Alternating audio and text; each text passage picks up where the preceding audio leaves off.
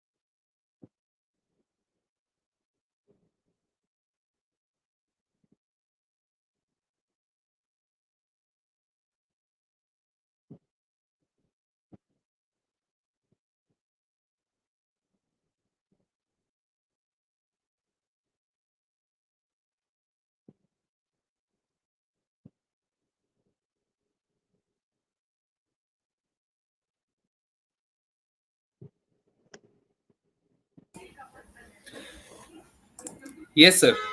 So we can get started. Amol, sir. Yes, sir. Yes. Let's get started. And we have attendees who have already joined. So, Okay. firstly, good morning, everyone. I'm Shubham, and I have with me Amol, sir, who has great experience in teaching, and he is going to guide you today on the topic what after 10th. And specifically, today we are going to explore JEE preparation, that is Joint Entrance Examination, and how you can create a good technical career. How can you build a great technical career? That's what we are going to discuss here today. So, we have Amol More sir with us here today from Study Bus, and he is going to guide us all, take us through the journey of understanding how the JEE exam works, what are the different areas that we can focus upon, and how can we excel in a technical career. Amol sir, you want to say something at the start? Yes, definitely. I am supposing the students who will be attending this session will be currently in the 10th standard. So वो अपना 10th standard का preparation कर रहे होंगे. But Yeah. inside their mind there must be some idea कि ये 10th standard का preparation हम कौन सी stream के लिए कर रहे हैं. किसी को आर्ट्स करना होगा, किसी को कॉमर्स करना होगा, किसी को साइंस करना होगा. But majority of students who want to do engineering, want to pursue engineering career in their future, have no idea कि उसके लिए एग्जाम कौन सा देना है, कितना डिफिकल्ट एग्जाम है, उस एग्जाम में कितना स्कोर लाना है, उसका प्रिपरेशन कैसे है, या फिर उसके लिए रिलेटेड कॉलेजेस कौन से है, कौन सा कॉलेज अच्छा है, कौन सा कॉलेज बुरा है, कौन सा स्ट्रीम मुझे लेना चाहिए, कौन सा स्ट्रीम फिलहाल बूम में है, कौन से स्ट्रीम में मुझे पैशन है, ऐसे अनगिनत सवाल बच्चों के मन में रहते हैं। वो सवालों का जवाब आज हम देने की कोशिश करेंगे। सो we'll have all your doubts sorted in this session, so that while studying for 10th standard you have a goal which you are trying to pursue in the next 2.5 years while giving the JEE mains and JEE advanced attempt. Perfect, sir. Perfect. Thank you so much for a very good head start. And everyone, please feel free to like respond in the chat section. We want to ensure that you are able to communicate with us. So the communication method is super simple. On the platform which you are watching this video, you can just type your answers in the chat section, and we will monitor those. We will answer to those queries. In case you have any questions, आपके जो भी सवाल है, आपको जो भी doubts है, वो आप अपने chat section में add कर सकते हैं. सर और मैं हम उन चैट्स को मॉनिटर कर रहे हैं और हम उन सवालों को आपके लिए यहाँ पर सॉल्व करेंगे. तो सबसे पहले मैं चाहूंगा कि आप लोग चैट सेक्शन में जाए और अपना नाम, आप कहाँ से है और कितने साल के हैं, like what's your name, where are you from and how old are you, इसका जवाब दे दे. तो मैं चैट सेक्शन में अपना आंसर डाल रहा हूँ, आप भी अपना शेयर कीजिए.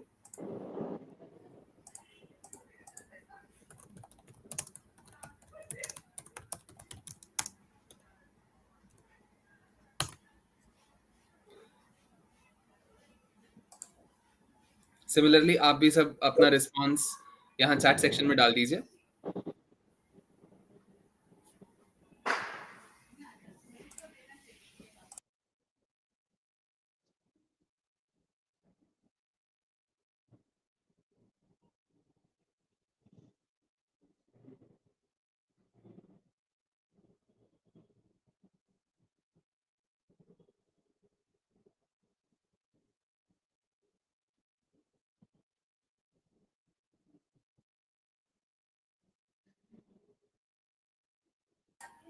All right, guys. All right. Thank you for your responses. Okay. Got it. So, one important announcement during this session, we are going to give you a lot of bonuses. बहुत सारे bonuses, बहुत सारे gifts आपके लिए ready है. One of those is a study bus career kit. इस career kit की मदद से आप SSC एग्जाम्स को और कैसे बेहतर तरीके से फेस कर सकते हैं. How can you crack examinations in a very good streamlined manner? इसके बारे में आपको डिटेल्स मिलेंगे. ये आपको आफ्टर द सेशन मिलेगा. और साथ ही साथ स्कॉलरशिप. सो स्टडी बज ने स्पेशली आपके लिए कुछ स्कॉलरशिप्स क्यूरेट की है. वो स्कॉलरशिप्स क्या है, उन्हें कैसे आप अवेल कर सकते हैं, ये सारी डिटेल्स आपको स्टडी बज की तरफ से मिलेंगे. और साथ ही साथ live Q&A with Amol sir. तो आपको जो भी डाउट्स है, आपकी जो भी क्वेरीज है, उन्हें सॉल्व करने के लिए अमोल सर लाइव होंगे. सो आप अपने डाउट्स को, आप अपनी क्वेरीज को यहाँ पर पूछ सकते हैं और अमोल सर से उनका सोल्यूशन ले सकते हैं. आगे बढ़ते हैं. Very first thing, I would like to introduce Amol More sir. So Amol More sir holds a decade of experience. He is into teaching. He is a BTech from VJTI, that is Veer Mata Jizabai Technological Institute, a very popular engineering institute. So he is a alumni of VJTI. Again, he has completed his PG in construction management from NICMAR, and he is a dean of academics at StudyBuzz. And yes, of course, he is also a member of Actual Committee, Actual Institute of India. So sir holds amazing experience and today he is here with us. वो हमारे साथ है आपके doubt solve करने के लिए कि कैसे आप अपने करियर को और ज्यादा एनहांस कर सकते हैं, कैसे और बेहतर तरीके से अपने एग्जाम्स को क्रैक कर सकते हैं और एक टेक्निकल करियर विद जेई और सीईटी कैसे बना सकते हैं. Amol sir, you want to say something at this point? So, regarding the experience that I am having or the degrees that I am having, इसमें आप देख सकते हैं जो डिग्रीज है those are from certain colleges. जैसे बीटेक, जैसे एक बीई होता है, एक बीटेक होता है, दोनों में बहुत स्लाइड सा फर्क है, पर बहुत इंपॉर्टेंट फर्क है. तो वो देखेंगे आप बीजेटीआई से है. पोस्ट ग्रेजुएशन देखेंगे आप कंस्ट्रक्शन मैनेजमेंट का, that is from also very very good institute, that is from NICMAR which is in Pune. And then actuarial is from Actuarial Institute of India.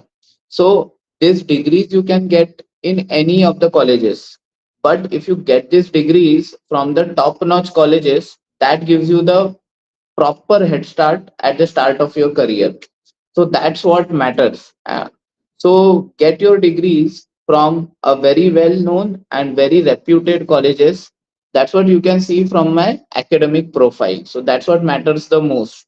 अभी सामने वो रखा है इसलिए उसके हिसाब से मैं बता रहा हूँ कि इस एकेडमिक प्रोफाइलिंग में बच्चों को क्या देखना ज्यादा इंपॉर्टेंट है, is the name of the colleges. Got it, sir. Got it. Thank you for the tip that you should actually have that great academic background, good colleges, so that your profile outshines. And इस पर हम बहुत detail में बात करेंगे sir. मैं आपसे कुछ सवाल भी पूछूंगा कि कैसे आपने अपनी प्रोफाइल को इतना बढ़िया तरह से बिल्ड किया. So guys, let's get started with our main topic today. What after क्या, या फिर 10th स्टैंडर्ड के बाद क्या, what after the board exams. And यहाँ we'll discuss your essential guide to joint entrance exam, that is JEE preparation and successful career pathways. So अगर आप JEE specifically देखते हैं कि आपको करियर में इंजीनियर बनना है या फिर कोई टेक्निकल रोल करना है, तो what is the pathway for it, ये हम आज यहाँ पर इस लाइव सेशन में डिस्कस करेंगे. So Amol sir, over to you. Okay, so 10वीं का एग्जाम देने के बाद आप 11वीं और 12वीं में लेटेस्ट से साइंस लेते हैं. So most of the students who will be watching this session will be interested in obviously JEE mains and JEE advanced का exam. So they are going to take science stream in 11th and 12th.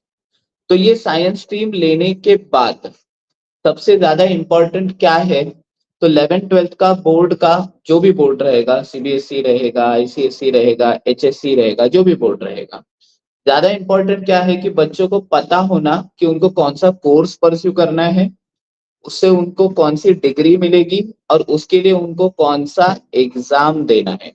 तो यहाँ पे मैं analyst करना चाहूंगा जो different profession है और डिफरेंट कोर्सेस है, उनकी डिग्रीज कौन सी होती है. तो आपको अभी सामने पीपीटी दिख रहा होगा देखो, या फिर एक स्लाइड दिख रही होगी. सबको दिख रही है स्लाइड? यस. तो इस स्लाइड में देखिए आपको कोर्सेस दिख रहे होंगे जिसमें engineering, architecture, medical, pharmacy and NDA, ऐसे 5 डिफरेंट और सबसे ज्यादा इंपॉर्टेंट कोर्सेस यहाँ पे एनलिस्ट किए गए हैं जो आप साइंस स्ट्रीम से कर सकते हैं. साइंस स्ट्रीम से और भी बहुत सारे कोर्सेस अवेलेबल है, but these are the prime and the main majority of the courses available in India.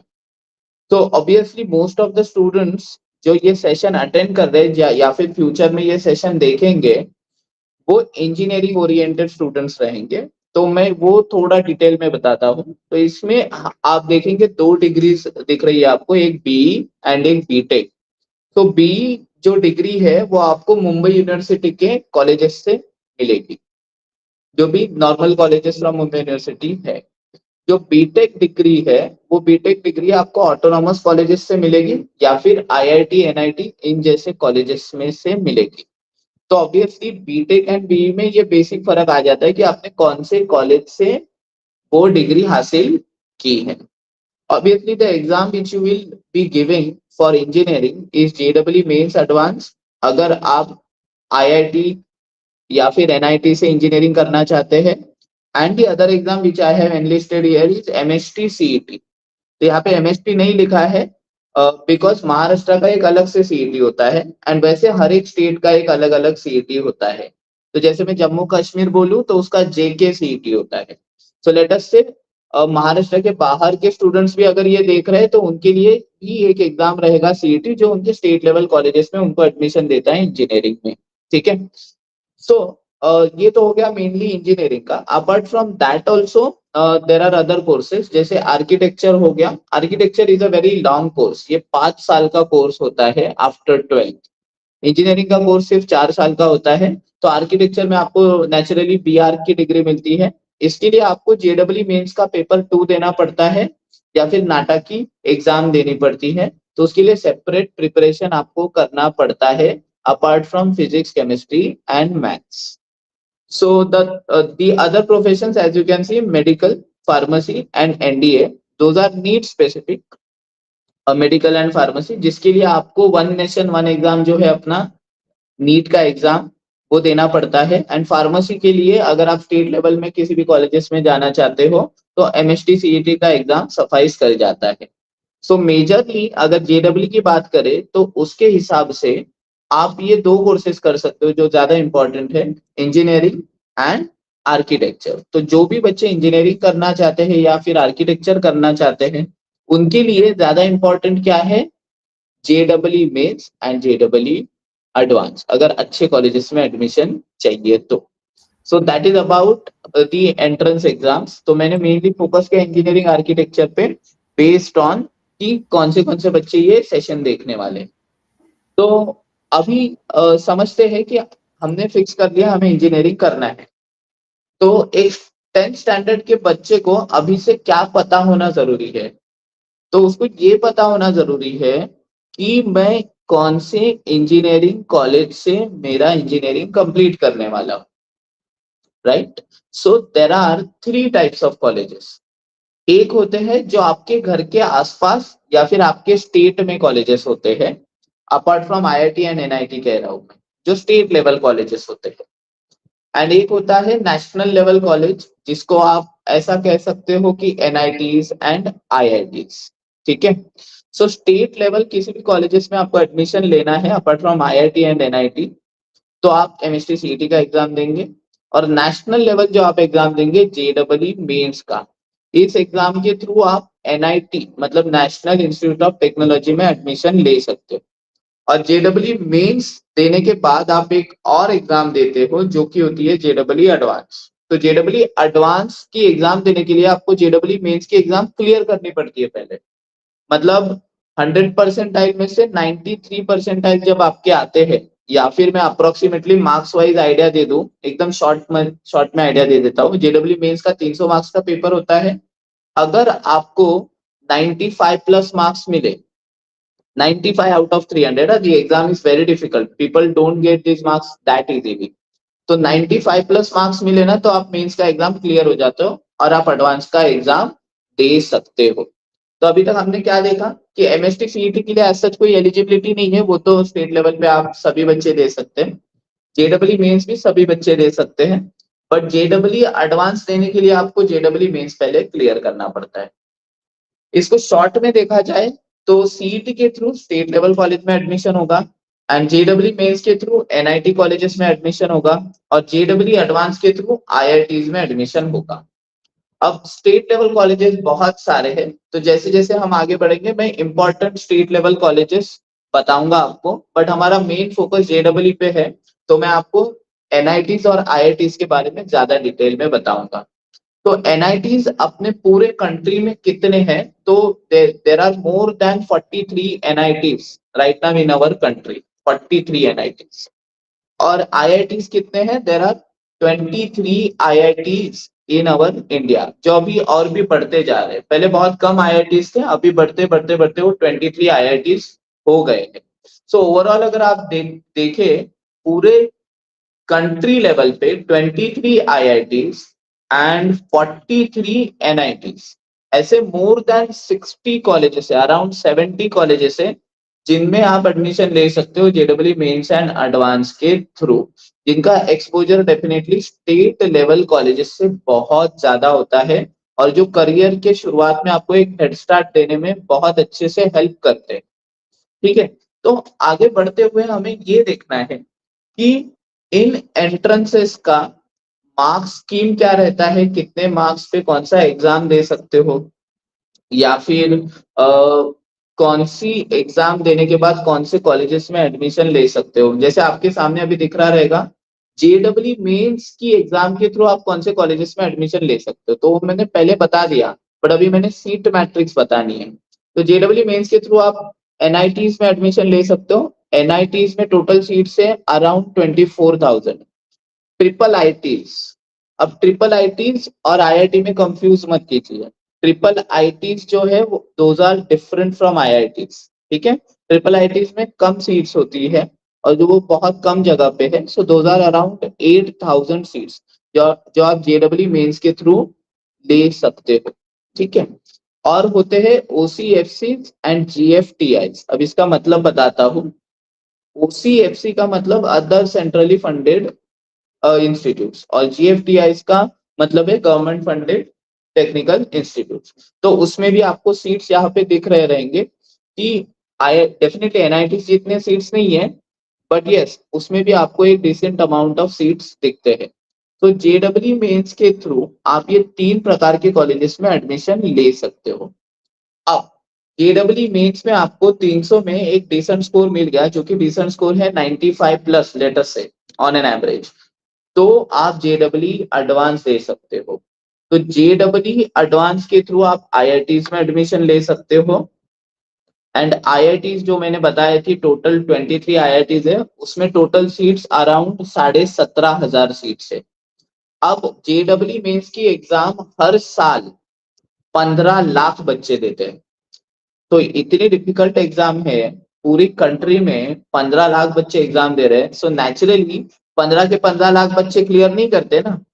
तो वो 15 लाख में से 12.5 लाख बच्चे जो होते हैं वो क्लियर नहीं कर पाते मेंस, मतलब वो एडवांस के लिए एलिजिबल नहीं होते। इसका सरल भाषा में अर्थ अगर मैं बताऊं, that means they get less than 100 marks और less than 90 marks to be very precise. So those 12.5 lakh students cannot give JEE Mains Advance. तो जो टॉप के 2.5 लाख बच्चे होते हैं, आपको यहाँ पे दिख रहा रहेगा main rank up to 2.2 lakhs। So around 2.2 2.5 lakh बच्चे जो होते हैं, those who get more than 95 plus marks और मोर देन 93 परसेंटाइल, वो एलिजिबल हो जाते हैं एडवांस के लिए। फिर एडवांस के एग्जाम देने के बाद AIR लगता है, ऑल इंडिया रैंकिंग, और उसके हिसाब से अगर आपका रैंक बहुत ज्यादा अच्छा है, लेटर से 4,000 5,000 रैंक है, तो आप टॉप आईआईटीज में एडमिशन दे सकते हो। Now there is one more exam which is CET level exam, जो आपको स्टेट लेवल कॉलेजेस में एग्जाम देती एडमिशन देती है। या यहाँ पे मैंने स्पेसिफिकली महाराष्ट्र एंड मुंबई लिखा है, देखो। तो हम एमएसटी सीईटी की बात करेंगे। एमएसटी सीईटी हर साल 5 लाख बच्चे देते हैं महाराष्ट्र में। कितने? 5 लाख। अब महाराष्ट्र में सीट्स कितनी है देखो, टोटल 2,37,000 अराउंड सीट्स है। बट प्राइवेट कॉलेजेस इससे भी बहुत ज्यादा है, तो नंबर ऑफ सीट्स एक्चुअली बहुत ज्यादा है। ठीक है। तो बट इसमें से सारे कॉलेजेस अच्छे नहीं है, ये जो स्टेट लेवल सीट्स मैंने लिखी है। या फिर मुंबई में आप देख रहे हो 50,000 सीट्स है।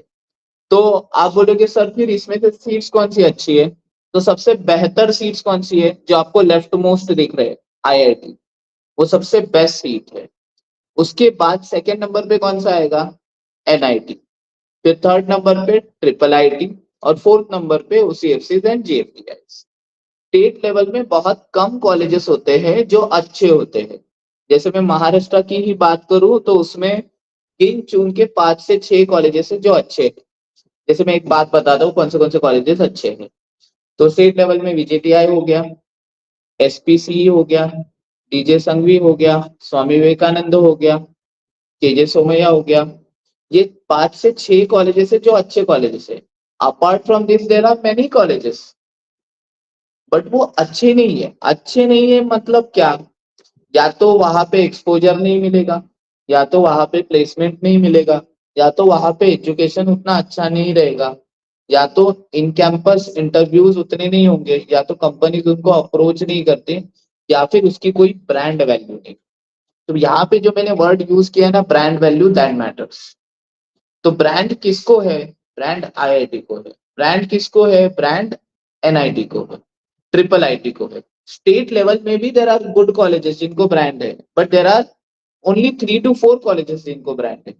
तो इसीलिए जेडब्ल्यू मेंस और एडवांस की एग्जाम इतनी ज्यादा इंपॉर्टेंट हो जाती है कि उसके थ्रू जो एवेन्यूज ओपन होते हैं उनका ब्रांड वैल्यू है। क्योंकि आप ही सोचिए, आप कोई भी एक छोटी मोटी चीज भी लेने जाते हैं बाजार में, तो आप पहले क्या देखते हैं कि ये कौन से ब्रांड की है। मतलब 2-3 दिन पहले का ही एग्जांपल दूं तो मैं इस्त्री खरीदने गया था। मुझे इस्त्री का उतना नॉलेज नहीं है, बट मैंने एक नाम सुना था, मॉर्फी रिचर्ड्स, कि ये बहुत अच्छा ब्रांड है। तो मैंने सारे ब्रांड साइड में कर दिए एंड मैंने मॉर्फी रिचर्ड्स की इस्त्री देखी। अब वहां पे 15 से 20 ब्रांड्स थे मॉल में इस्त्री के, but I went to that counter only. क्यों? सीधा साधा इस्त्री है, बट उसमें भी मैंने पहली चीज क्या सोची? ब्रांड। कि हाँ, ये ब्रांड से अगर मैं एक प्रोडक्ट लूं तो उसमें कमियां कम होंगी, या फिर होंगी ही नहीं। उसका प्रोडक्ट वैल्यू अच्छा होगा, परफॉर्मेंस अच्छा होगा, क्वालिटी अच्छा होगा। अब आप सोचिए, एक इंजीनियर की समाज को क्या जरूरत है? क्या जरूरत है? एक इंजीनियर को बड़ी बड़ी कंपनी रिक्रूट करती है। उनसे अपने टेक्निकल काम कराने के लिए। तो एक रिक्रूटर क्या सोचता है, कंपनी क्या सोचती है कि काम कम करते हैं, हम हर जगह नहीं ढूंढते, हम ब्रांडेड कॉलेज में जाते हैं। दैट इज वाई रिक्रूटर्स जाते किधर है, कंपनी जाते किधर है, आईआईटीज, एनआईटीज, ट्रिपल आईटीज। इसलिए मैंने वर्ड यूज किया था brand value. And that is the reason जेडब्ल्यू मेंस के बारे में पता होना, जेडब्ल्यू एडवांस के बारे में पता होना बहुत इंपॉर्टेंट होता है। बिकॉज वही एग्जाम्स देके हम इन ब्रांडेड कॉलेजेस में एडमिशन ले सकते हैं। सो आई होप यहाँ तक सब बच्चों को क्लियर रहेगा बाइफर्केशन कि कौन सी एग्जाम देने पे कौन से कॉलेज में एडमिशन मिल सकता है, कौन से कॉलेज अच्छे हैं, कौन से कॉलेजेस में क्या एडवांटेज हमें मिलता है, कौन से कॉलेजेस में क्या डिसएडवांटेज है, वो भी मैंने शॉर्ट में बता दिया है। हाउ जेडब्ल्यू मेंस एंड एडवांस का एग्जाम सीईटी के एग्जाम से ज्यादा इंपॉर्टेंट है, वो एक इंपॉर्टेंट फैक्टर था जो मैंने यहाँ पे हाईलाइट किया है। तो सर जी सर, एक हाँ छोटा सवाल आया है सर मेरे पास स्टूडेंट्स की तरफ से कि सर ये एग्जाम्स के लिए प्रिपरेशन जो करनी होती है वो कब से शुरू करनी चाहिए? जैसे कि अगर आप जेई मेंस की बात करें तो 11th 12th से ही प्रिपरेशन करनी है या फिर उससे पहले करना जरूरी है? कब करना सही समय है हर एग्जाम के लिए? ओके। सो जी इसके बारे में मैं थोड़ा इन डेप्थ आंसर देना चाहूंगा। तो जिस भी बच्चे ने सवाल पूछा बहुत ही बेहतर सवाल है। जी सर। देखिए एमएसटी सीईटी का जो प्रिपरेशन है वो प्रिपरेशन आपको पहले से करने की कोई जरूरत नहीं है, क्योंकि एमएसटी सीईटी का पोर्शन ही होता है 12th स्टैंडर्ड का सिलेबस। 12वीं कक्षा का जो भी आपका पोर्शन रहेगा वही रहता है, एंड 11वीं कक्षा का थोड़ा बहुत सिलेबस रहता है। तो बेसिकली एमएसटी सीईटी की शुरुआत आपकी 12वीं स्टैंडर्ड में जाने के बाद ही प्रिपरेशन की शुरुआत होती है। तो उसके लिए कुछ एक्स्ट्रा प्रिपरेशन करने की, शुरू करने की पहले से जरूरत नहीं है। हाँ बस आप आपका जो डेली रूटीन है, डेली पढ़ाई है, वो अच्छे से करें तो बेहतर रहेगा। बट जेडब्ल्यू मेंस और जेडब्ल्यू एडवांस, इसके लिए जो प्रिपरेशन लगता है ना, that is something different. So there are many students जो 7वीं या 8वीं कक्षा से ही जेडब्ल्यू मेंस एडवांस का प्रिपरेशन शुरू कर देते हैं। तो क्या ये राइट टाइम है 7वीं या 8वीं में जेडब्ल्यू मेंस या एडवांस का प्रिपरेशन शुरू कर देना? तो मेरे हिसाब से तो यस, बिल्कुल सही है। क्योंकि कॉलेजेस में इतना वैल्यू है इन कॉलेजेस में कि कंपटीशन बहुत ज्यादा हो जाता है। अगर आप प्रिपरेशन 11वीं कक्षा में जाने के बाद शुरू करते हैं तो आपको सिर्फ 2 ही साल मिलते हैं उसके प्रिपरेशन के लिए। इमेजिन करो एक बच्चा जो 7वीं स्टैंडर्ड से थोड़ा थोड़ा थोड़ा थोड़ा पढ़ रहा है, 7वीं में पढ़ा, 8वीं में पढ़ा, 9वीं में पढ़ा। आई हैव सीन स्टूडेंट्स जो 10वीं में भी प्रिपेयर करते हैं, मतलब 7वीं, 8वीं, 9वीं, 10वीं। देर आर सम स्टूडेंट्स जो 8वीं से प्रिपेयर करते हैं, 8वीं, 9वीं, 10वीं। देर आर सम स्टूडेंट्स जो 8वीं और 9वीं प्रिपेयर करते हैं जेडब्ल्यू मेंस और एडवांस के लिए, और 10वीं में ब्रेक लेते हैं। सो अर्लीस्ट अगर बताया जाए तो कब से प्रिपरेशन शुरू हो रहा है? 7th स्टैंडर्ड से या फिर 8th स्टैंडर्ड से। करेक्ट। बट अभी यहाँ पे बच्चे बोलेंगे सर हमने तो अभी तक सोचा भी नहीं था, या फिर हमें तो पता भी नहीं था। That's true. अभी ये सबको पता नहीं रहता, तो it is better late than never. तो अभी 10वीं कक्षा में बच्चों के सामने क्या चैलेंज है कि मुझे अगर जेडब्ल्यू मेंस एडवांस करना है तो, कि मैं 10वीं स्टैंडर्ड का सिलेबस बहुत ही इन डेप्थ जाके पढ़ाई करूं, स्पेशली मैथ्स एंड साइंस का। बाकी सब्जेक्ट एज सच मैटर नहीं करते, स्पेशली जेडब्ल्यू मेंस एडवांस के लिए, बट मैथ्स एंड साइंस का जो भी आपका पोर्शन रहेगा आपके एचएससी बोर्ड, एसएससी बोर्ड में, सीबीएसई बोर्ड में या आईसीएसई बोर्ड में, वो इन डेप्थ पढ़ना जरूरी है। तो अभी जो बच्चा सवाल पूछ रहा है वो लेटेस्ट से 10th में है, तो मैं बोलूंगा उसका प्रिपरेशन अभी आज से इसी टाइम से शुरू हो गया। बट वो प्रिपरेशन क्या करेगा, अभी 10वीं की एग्जाम बहुत नजदीक आ गई है, तो वो एक्स्ट्रा कुछ नहीं कर सकता। बट यस, उनका जो पोर्शन है वो बहुत ज्यादा इन डेप्थ कॉन्सेप्ट वाइज करना बहुत ज्यादा जरूरी है उस बच्चे के लिए। बट लेटर से कोई 8वीं 9वीं का बच्चा अगर सुन रहा है तो डेफिनेटली ही और she can start IIT foundation coachings right now, which will be beneficial for them in the near future. But 10th standard के बच्चे के लिए अभी से 10th स्टैंडर्ड का सिलेबस अच्छे से पढ़ना जरूरी है। और जैसे ही 10th स्टैंडर्ड खत्म होता है, लास्ट पेपर हो जाता है, 1-2 दिन का गैप लेके इमीडिएटली जेडब्ल्यू मेंस एडवांस का कोचिंग शुरू करना जरूरी है। आप गैप नहीं ले सकते उसमें कि मैं 1 महीने का वेकेशन लूंगा। उस 1 महीने में 90% बच्चे आपसे आगे निकल जाते हैं। एक एक दिन इंपॉर्टेंट होता है, इसलिए जो क्वेश्चन पूछा है उसका 1 लाइन में अगर आंसर देना है तो when should the student start preparation. अगर बच्चा अभी 10th में है तो अभी सिर्फ 10th का अच्छे से पढ़ाई करे, और जैसे ही 10th खत्म हो जाता है 1-2 दिन का गैप मैक्स लेके ऑफ जेडब्ल्यू mains and advance immediately, because ये इतनी डिफिकल्ट एग्जाम है कि ये विदाउट गाइडेंस नहीं हो सकती। मतलब आपके परफेक्ट। पास स्किल रहेगा, स्किल, बट वो स्किल को है ना फाइन करना पड़ता है, वो फाइन गाइडेंस से ही कर सकते हैं।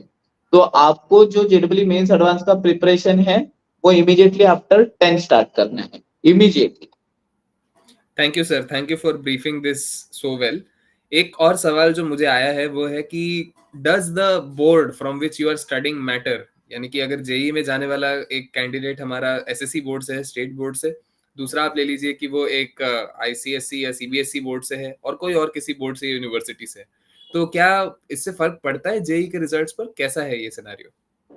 तो इसका आंसर मैं 2 प्रकार में दूंगा।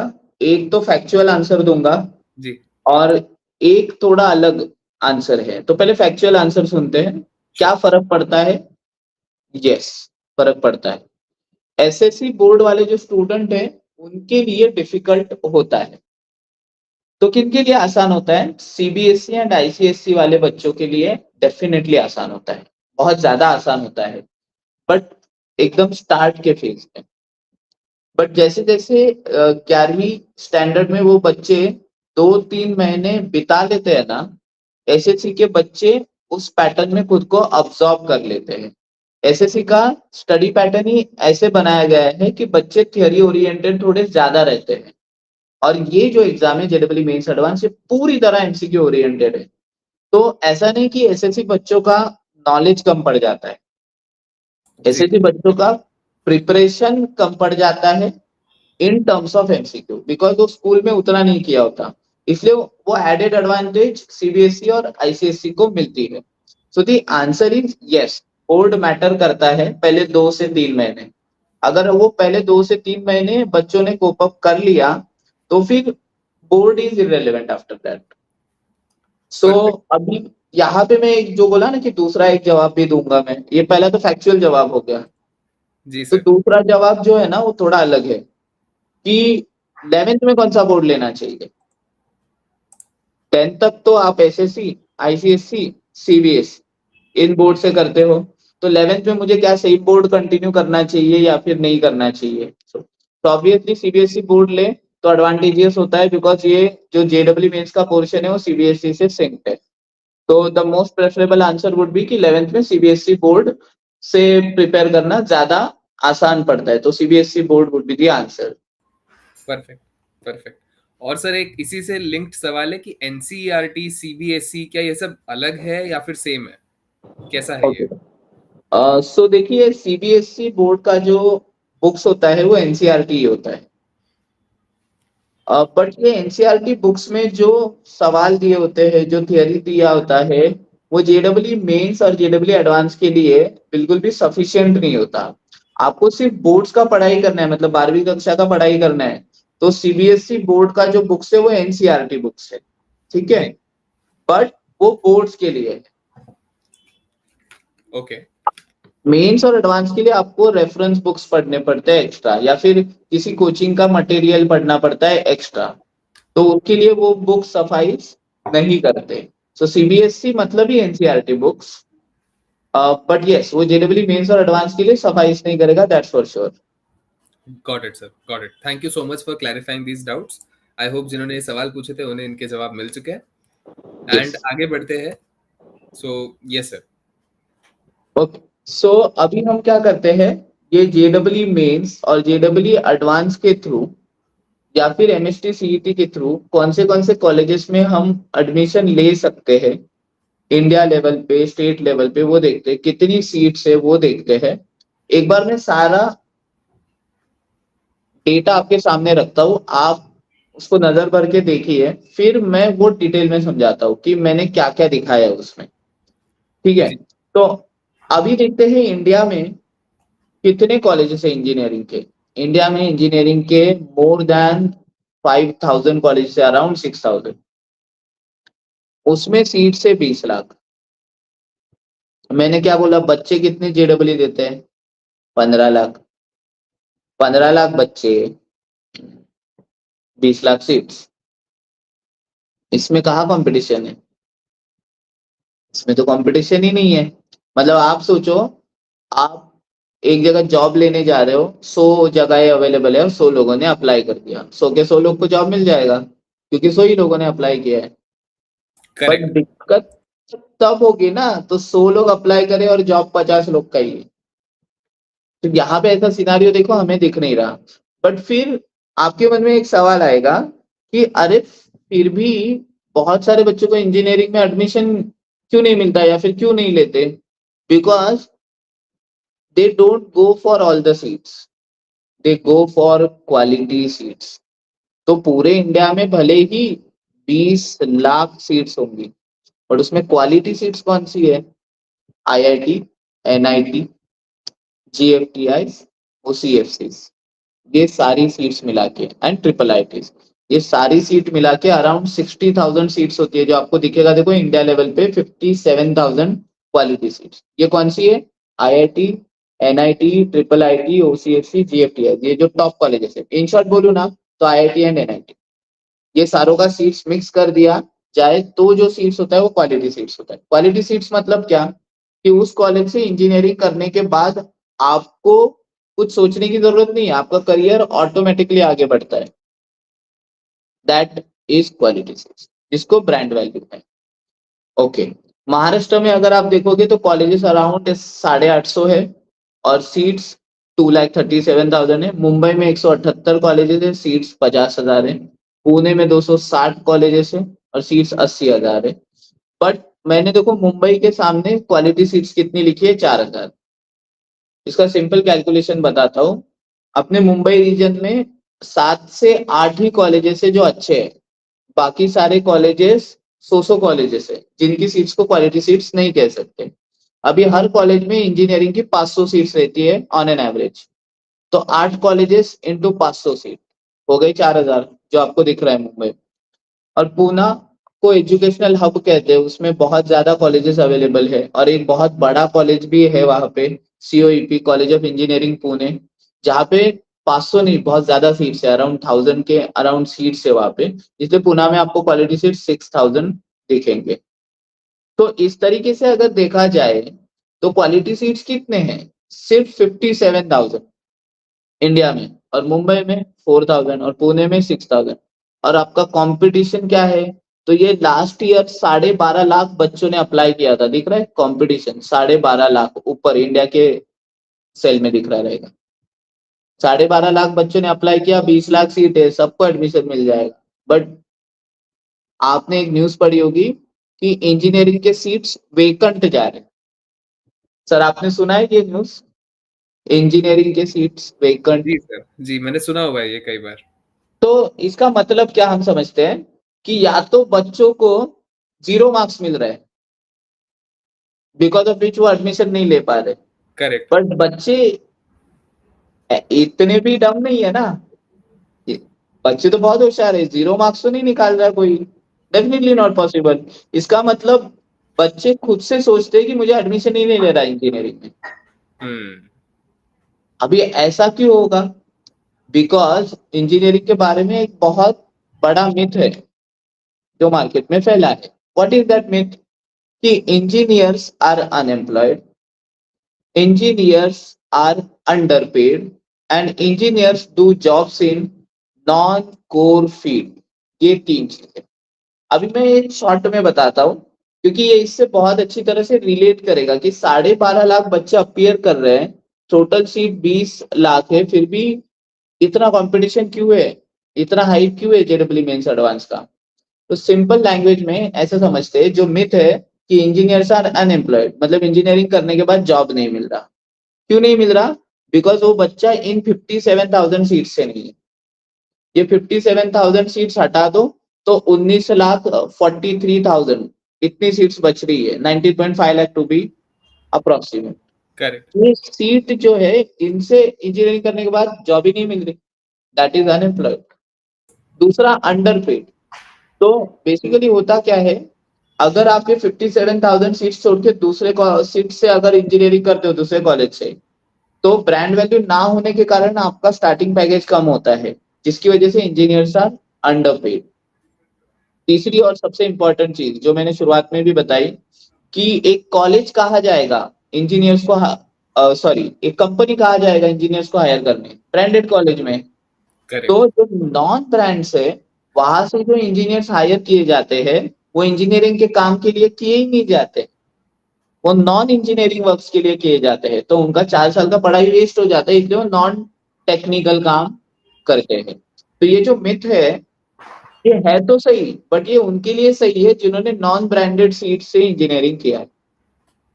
आप ये क्वालिटी सीट वाले किसी भी बच्चे को जाके पूछो, उसको लगता है क्या engineering is unemployment, engineering is underpaid, और engineering is non technical job, वो नहीं बोलेगा। वो टेक्निकल जॉब कर रहा होगा, वो हाईली पेड भी रहेगा। So that is the difference. So that is why these quality seats matter a lot. अभी शॉर्ट में बताता हूँ कि ये 12.5 लाख बच्चों ने जो अप्लाई किया है, उनमें से 57,000 बच्चों को ही क्वालिटी सीट्स मिलेगा। अब मुंबई पुणे रीजन में कितने बच्चे अप्लाई करते हैं? तो ऑन एन एवरेज 3 लाख के ऊपर। अभी ये साल 5 लाख तक बच्चे अप्लाई करेंगे, अभी आने वाला साल। जी। तो 5 लाख बच्चे अप्लाई करेंगे, और सीट्स कितनी है? सीट्स सिर्फ 50,000 है, मुंबई की बात अगर मैं करूँ तो इस तरीके से कंपटीशन तो है, but not for engineering seats, but for IIT and NIT seats, या फिर गुड कॉलेज वाला क्वालिटी सीट, उसके लिए कंपटीशन है। बिकॉज बाकी फिर इंजीनियरिंग ही नहीं करते, वो छोड़ देते हैं, कुछ और चीज कर लेते हैं, या फिर उनको पता ही नहीं होता कि आईआईटी एनआईटी इन कॉलेजेस से इंजीनियरिंग करना क्यों इम्पोर्टेंट है। उस इग्नोरेंस की वजह से वो कंपटीशन बढ़ जाता है। Got it. ओके, बढ़ते हैं आगे सर, यस, सक्सेस रेशियो पर थोड़ी बात हो जाए। ओके। तो देखिए, कोई भी चीज करने से पहले हम क्या सोचते हैं, क्या इस चीज में मैं सक्सेसफुल होऊंगा? सिंपल। जी।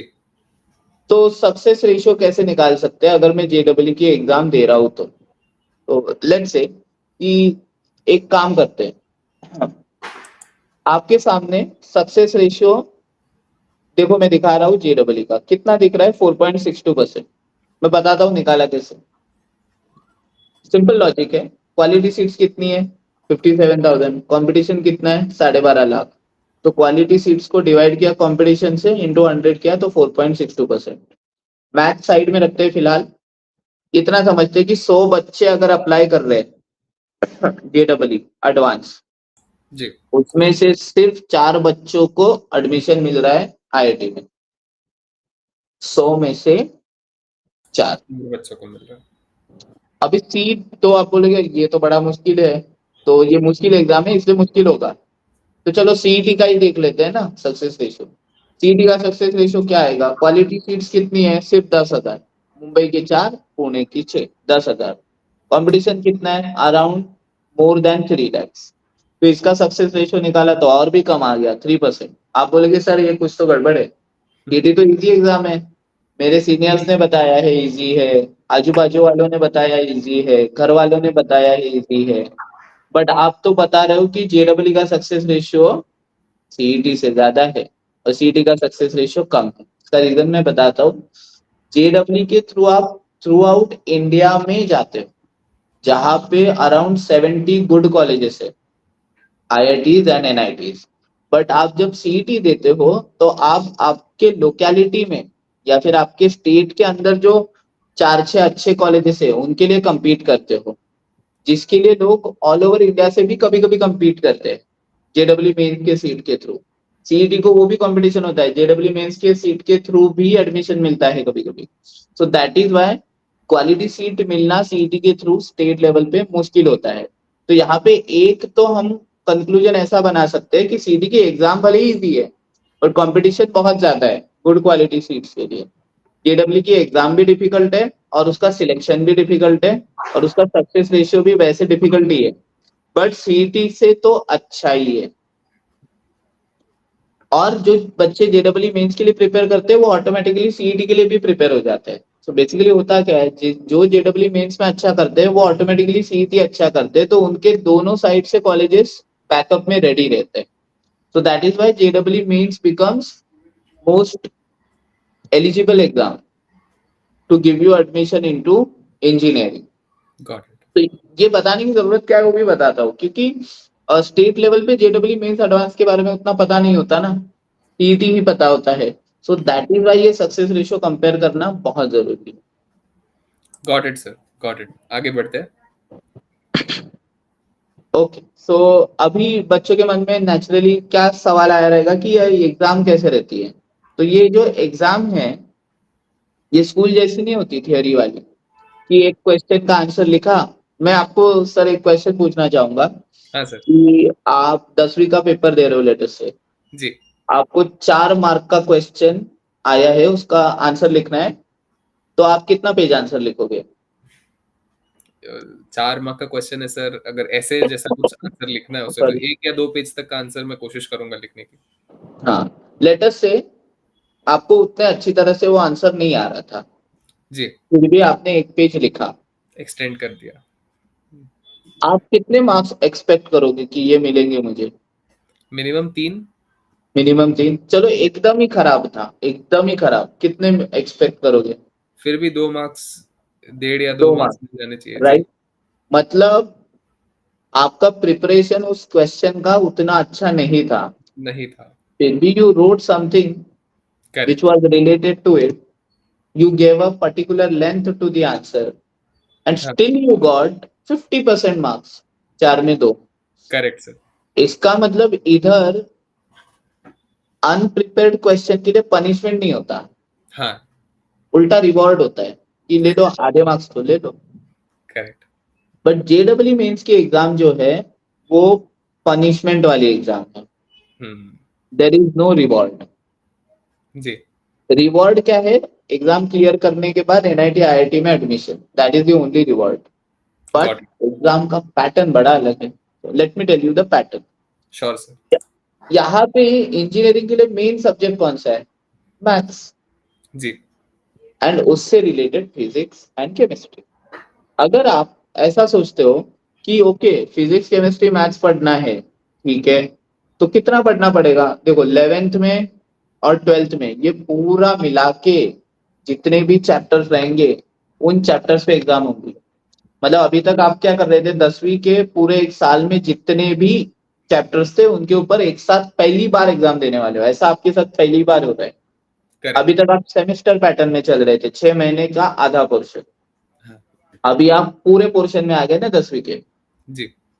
इससे बड़ी बैटल जेडब्ल्यू है, हम्म। वो आपको लेके जाता है 2 साल के पोर्शन में। और मैं चैप्टर्स भी बताता हूँ कितने होते हैं। फिजिक्स केमिस्ट्री मैथ्स मिला के 91 चैप्टर्स होते हैं, बराबर। हम्म। अब 91 चैप्टर्स 11वीं 12वीं 2 साल में आप पढ़ोगे, पेपर कैसे रहेगा? पेपर बड़ा सिंपल है, 25 एमसीक्यू रहेंगे उसमें। उसमें भी थोड़ा डिफरेंस है, 20 एमसीक्यू होते हैं और 5 न्यूमेरिकल होते हैं। एमसीक्यू मतलब ए बी सी डी कोई एक करेक्ट रहेगा, एंड करेक्ट। न्यूमेरिकल मतलब फिल इन द ब्लैंक्स, आपको नंबर आंसर लिखना पड़ेगा, 3.1 4 5 6 ऐसा कुछ। तो ऐसे 25 एमसीक्यू होते हैं। केमिस्ट्री में भी 25, मैथ्स में भी 25, टोटल 75 एमसीक्यू होते हैं जो आपको 3 घंटे में सॉल्व करने होते हैं। अगर आपका क्वेश्चन राइट आया तो 4 मार्क्स, और रॉन्ग आया या फिर थोड़ा बहुत गलत हुआ, यहाँ पे थोड़ा बहुत गलत होता ही नहीं क्योंकि सब्जेक्टिव है ही नहीं। जो आप पेपर पे सॉल्व करोगे ना वो पेपर जाएगा रद्दी में, आप वहां पे सिर्फ आंसर टिक करके आओगे, ए बी सी या फिर डी। अब देखो एग्जाम में आपने एक न्यूमेरिकल सॉल्व किया 10th की, और मस्त उसका फॉर्मूला लिखा, गिवन वगैरह लिखा, सॉल्व किया और फाइनल आंसर गलत हो गया, तो आप कितने मार्क्स एक्सपेक्ट करते हो? कितना करेंगे? कितने? आपकी नसीब बता रही है कि 4 में से 2.5 तो मिल जाएंगे सर, या फिर 3 तो मिल जाएंगे, नहीं क्योंकि नहीं। मेरा तो फाइनल आंसर गलत गया ना सर। हाँ। बट इस एग्जाम में ओनली फाइनल आंसर को महत्व है, बाकी किसी चीज को इंपॉर्टेंस है ही नहीं। तो Got फाइनल आंसर राइट है तो ठीक है, उसका जो बैकग्राउंड वर्क है, जो आप मेहनत करोगे वो कोई देखेगा ही नहीं। correct. So that is why वो स्ट्रेट अवे -1 देता है। Got it. इसलिए ये एग्जाम डिफिकल्ट है। तो 300 मार्क्स का एग्जाम है, हर क्वेश्चन राइट आया तो +4, बट रॉन्ग गया तो -1। One.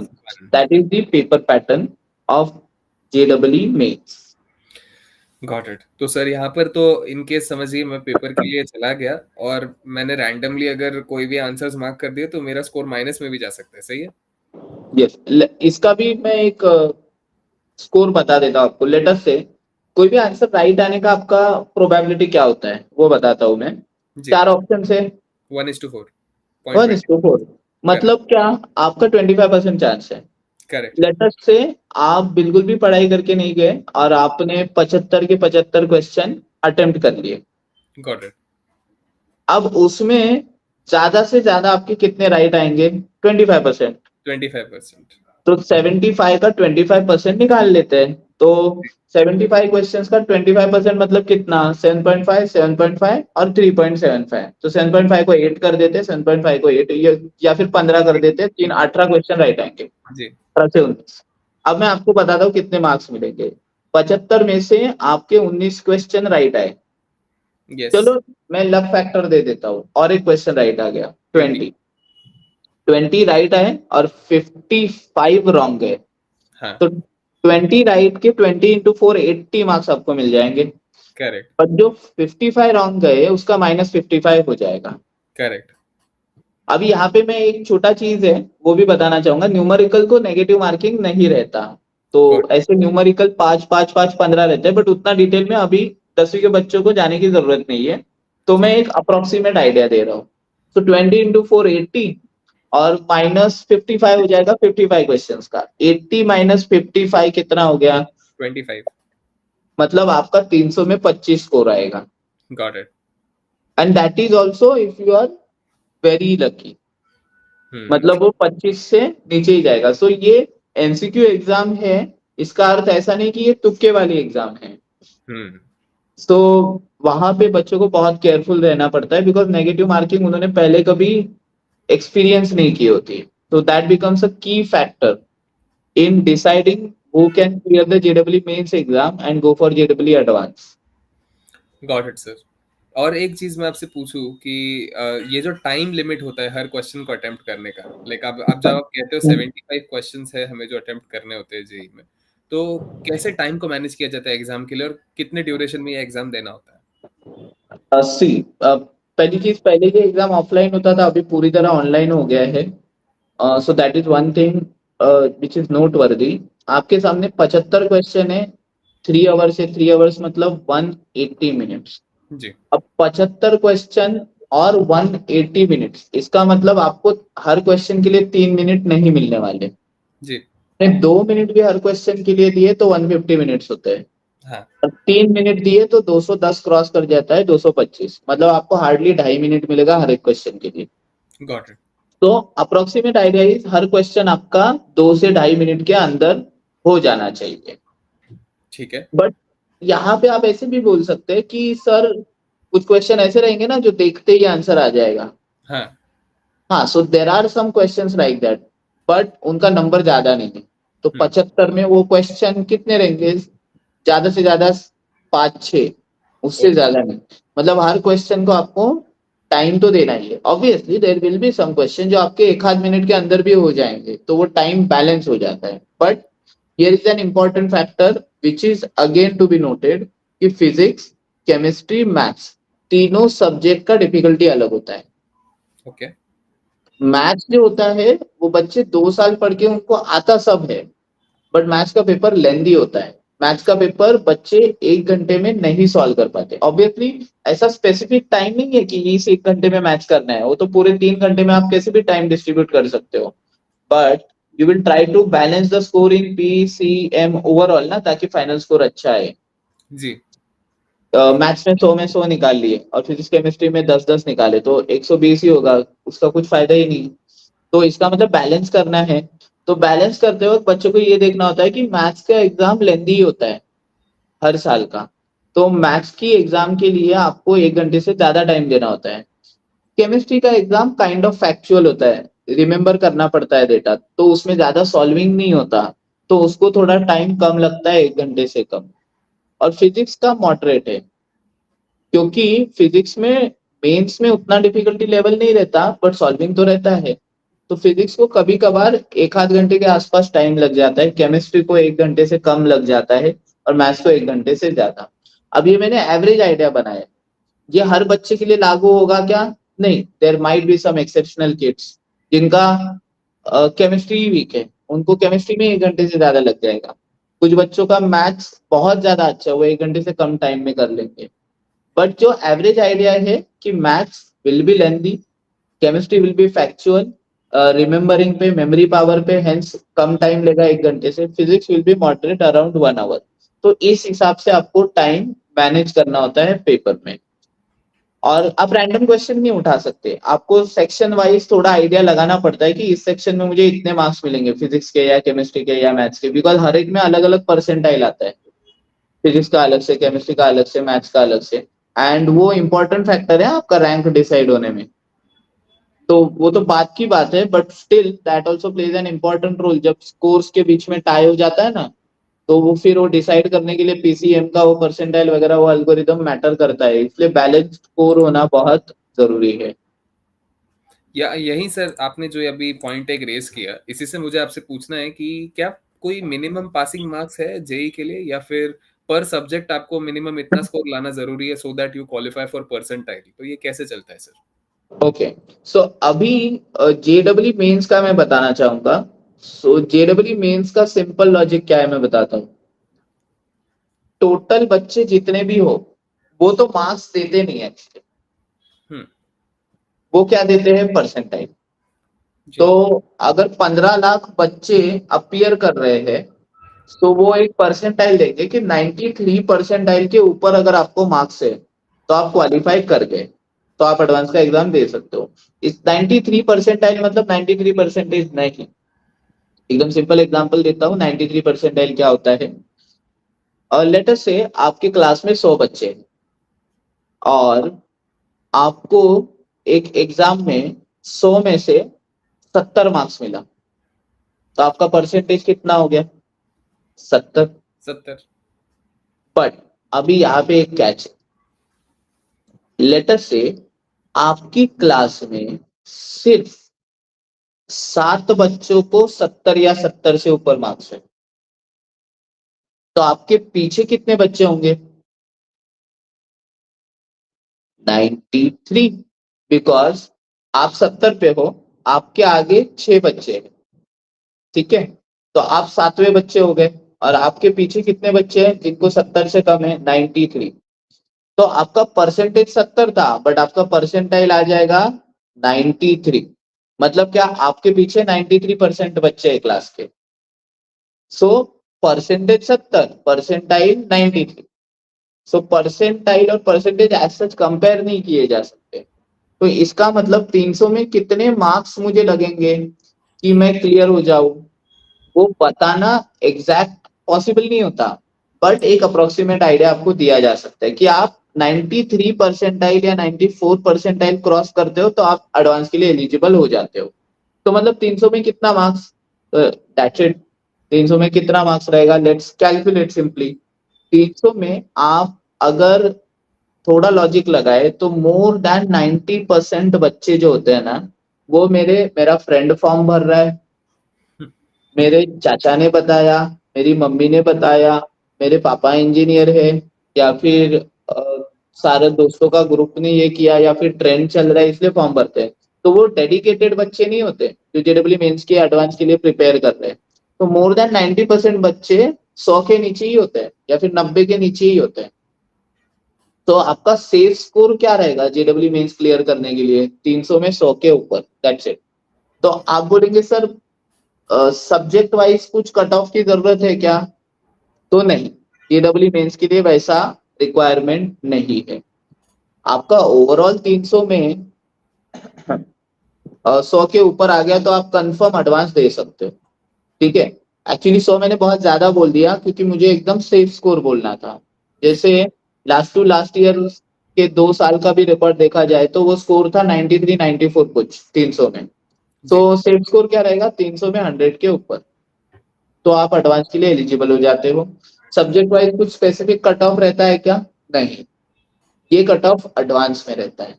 तो जेडब्ल्यू एडवांस की एग्जाम काफी कॉम्प्लिकेटेड है और उसका पैटर्न भी थोड़ा अलग होता है। बट इन शॉर्ट अगर बताया जाए तो वहाँ सब्जेक्ट वाइज कट ऑफ भी होता है, मतलब आप फिजिक्स में भी पास होने चाहिए, केमिस्ट्री में भी पास होने चाहिए, मैथ्स में भी पास होने चाहिए और ओवरऑल पीसीएम में भी पास होने चाहिए। इन शॉर्ट में इतना अभी बता सकता हूँ जो बच्चों को समझ पाए। एडवांस के एग्जाम में सेपरेट पासिंग होता है सब्जेक्ट वाइज, मेंस में it is totally not required. और सर यही एक और सवाल है कि जेई मेंस में हमें कितने पेपर देने होते हैं, एडवांस में कितने पेपर देने होते हैं? ओके, सो अब देखिए, जेडब्ल्यू मेंस टोटल 15 लाख बच्चे देते हैं। अब जी। 15 लाख बच्चे दे रहे हैं तो इन सबको एक साथ एक ही दिन ऑफलाइन एग्जाम देना पॉसिबल नहीं था। There are correct. Many issues with that, तो इसलिए ये एग्जाम ऑनलाइन कर दी गई। फिर ये तो हो गया बोलते हैं ना, ये मोड का इशू सॉल्व हो गया, ऑफलाइन से ऑनलाइन कर दिया। बट जी। उसके बाद भी एक इशू है, इंफ्रा का इशू। तो करते क्या है, इनको सेशंस में डिवाइड करते हैं। तो लेटस से जेडब्ल्यू का अटेम्प्ट होता है जनवरी में, तो 15 लाख बच्चों को 6-7 सेशंस में बांट दिया जाता है। तो 2.5 लाख बच्चे आज सुबह पेपर देंगे, 2.5 लाख बच्चे शाम को, 2 लाख बच्चे कल सुबह, 2 लाख बच्चे कल शाम को, ऐसे 6-7 सेशन में पेपर बांटा रहता है। आपको कोई एक सेशन आ जाएगा, उसका एग्जाम आपको देना है।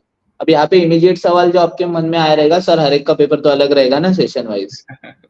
सो दैट इज वाई यहाँ पे परसेंटाइल वर्क करता है। इजी पेपर का परसेंटाइल बहुत ज्यादा होता है और डिफिकल्ट पेपर का कम हो जाता है। मार्क्स का रिक्वायरमेंट बोल रहा हूँ, मतलब इजी पेपर रहेगा तो 90 मार्क्स को अच्छा परसेंटाइल मिलता है और 70 मार्क्स को उतना अच्छा नहीं मिलता।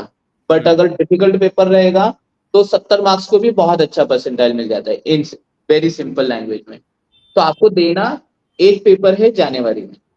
अब ये एग्जाम इतनी भी आसान नहीं है, ये बच्चों का पेशेंस, पेरेंट्स का पेशेंस, टीचर का पेशेंस टेस्ट करती है।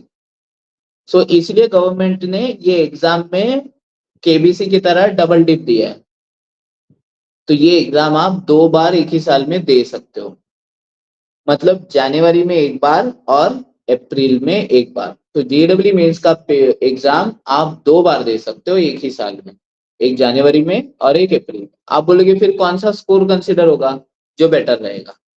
जनवरी का बेटर है तो वो, अप्रैल का बेटर है तो वो। तो ये तो हो गई मेंस की बात। फिर आते हैं एडवांस के बारे में। एडवांस में कोई डबल डिप नहीं है, एक साल में एक ही बार होता है। बट एडवांस का पेपर भी 6 घंटे का होता है, मतलब 3 घंटे का पेपर 1, 3 घंटे का पेपर 2, वो एक ही दिन में होता है। जैसे मैंने ये बताया ना आपको, जेडब्ल्यू का 9 से 12 और 2 से 5, इनमें से कोई एक सेशन आ जाएगा आपको और वो एक पेपर देना है। बट एडवांस का पेपर कैसा होता है, 6 घंटे का। तो लेटेस्ट से आप 9:30 से 12:30 एक पेपर दे रहे हो और फिर 2 से 5 पेपर 2 दे रहे हो, ऐसा होता है। तो मेंस का पेपर आप 2 बार दे सकते हो एक ही साल में, और मेंस क्लियर होने के बाद, उसमें से बेटर स्कोर लेने के बाद एडवांस का पेपर आप एक ही बार दे सकते हो, that is in the month of May. ठीक है, so that is the frequency. Got it sir. और इसी से लिंक्ड एक सवाल मुझे आपसे पूछना है कि एक कैंडिडेट कितनी बार जेई मेंस का पेपर दे सकता है? हाँ, एज सच उसमें ये नहीं है कोई भी, जैसे यूपीएससी में अटेम्प्ट्स का लिमिट है ना, एज जी। सच मैक्सिमम लिमिट तो नहीं है। बट एक बच्चा कितनी बार ही देगा? आई हैव सीन किड्स जिन्होंने 3-4 बार भी रिपीट किया है। जी। नहीं तो जनरली देखिए, एक साल में जेडब्ल्यू मेंस का पेपर आप 2 बार दे सकते हो। जी। अगले साल आप जब रिपीट करोगे तो और 2 साल, 2 बार। 2 बार। फिर उसके अगले साल भी अगर आप रिपीट करते हो तो और 2 बार। तो यही सफिशिएंट हो जाता है। मतलब ये सवाल ऐसा है कि यूपीएससी का जो अटेम्प्ट होता है ना, नंबर ऑफ अटेम्प्ट्स, हाँ। कि उनको देखना पड़ता है कि वो एक ही बार में तो क्लियर नहीं होने वाला। दे हैव टू सी कि वो फाइनल्स में रैंक आए, उसके बाद जॉब लगे वगैरह वगैरह। तो जेडब्ल्यू मेंस के लिए वो देखने की जरूरत नहीं पड़ती। क्यों, मैं बताता हूँ कि एक साल में एक पेपर आप वो 2 बार देने वाले हो, फिर एडवांस का पेपर अगर क्लियर हो गया तो एक बार। तो एक साल में आपको डबल डिप एनीवेज मिल रहा है, डबल डाइव करने मिल रहा है। दूसरे साल, तीसरे साल आई हैव सीन स्टूडेंट्स जिन्होंने 4-4, 5-5 साल तक दिया है जी एग्जाम। सो एज सच कुछ लिमिट नहीं है, आप एग्जाम दे सकते हो। But the major requirement is कि मतलब जेडब्ल्यू के लिए स्पेसिफिकली मेरा खुद का मतलब इट विल बी लाइक कि सर सीधा सीधा बता दो ना कि 5 बार दे सकते हैं या 6 बार दे सकते हैं। But to be very frank, ये चेक करने की जरूरत ही कभी नहीं लगती, क्योंकि बच्चा एक ही बार रिपीट करता है एंड देन बच्चा क्लियर हो जाता है कि हाँ अभी ये मार्क्स आए, इससे एडमिशन ले लेते हैं।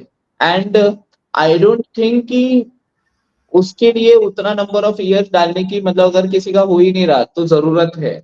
ठीक है, टू बी वेरी फ्रैंक मैंने खुद ने कभी चेक नहीं किया कि मैक्सिमम नंबर ऑफ अटेम्प्ट्स कितने हैं, जी sir. But I have seen students जिन्होंने 3 या 4 बार भी दिया है अटेम्प्ट, तो ठीक, that is the minimum you can say. Got it sir, got it. आगे बढ़ते हैं। तो I would just like to remind everyone कि हम आप सभी के लिए एक स्टडी बस करियर किट डिजाइन कर चुके हैं and we are going to gift it to you after the session. साथ ही साथ we have scholarships for you, और वो स्कॉलरशिप अगर आपको चाहिए तो you have to come to our centre, offline centre in Thane, Navi Mumbai and Kalyan. जो डिटेल्स है मैं आपको आपके साथ कुछ समय में शेयर करूंगा।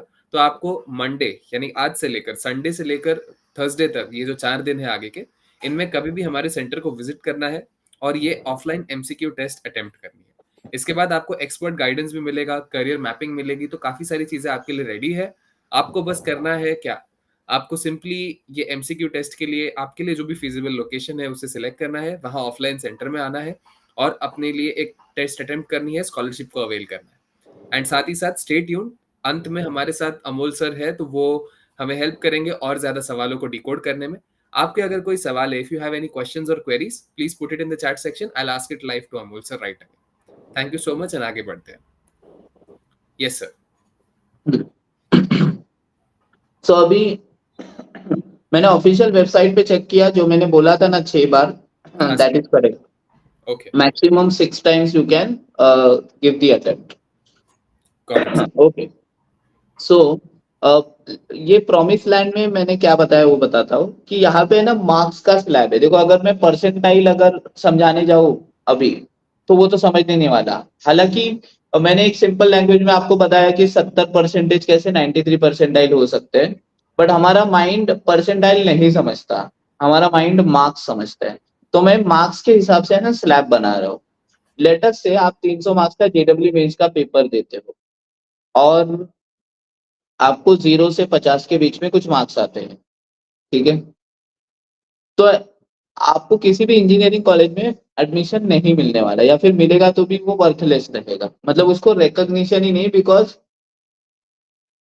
उसका कंपटीशन ही इतना ज्यादा है कि आपके आगे सारे बच्चे हैं, आपके पीछे बहुत कम बच्चे हैं, तो कंपटीशन बहुत ज्यादा हो जाता है। यहाँ पे लिखा भी है, देखो मैंने 18 से 20 लाख तो कंपटीशन ही हो जाता है। 20 लाख बच्चे, इतने बच्चे ओवरऑल अगर अपीयर कर रहे हैं, सारे के सारे बच्चे आपसे आगे, अगर 0 से 50 है तो 0 से 50 है तो नो रिकॉग्निशन। आपको कहीं पे भी इंजीनियरिंग में, अच्छे कॉलेज में तो छोड़िए, नॉर्मल कॉलेज में भी एडमिशन मिलना मुश्किल हो जाता है। नाउ लेट अस सी 50 से 100 अगर आपको मिलता है तो क्या। अब देखिए जेडब्ल्यू मेंस की एग्जाम, जैसे मैं बोला कि बहुत डिफिकल्ट है, 50 से 100 के बीच में मार्क्स निकालना भी डिफिकल्ट है।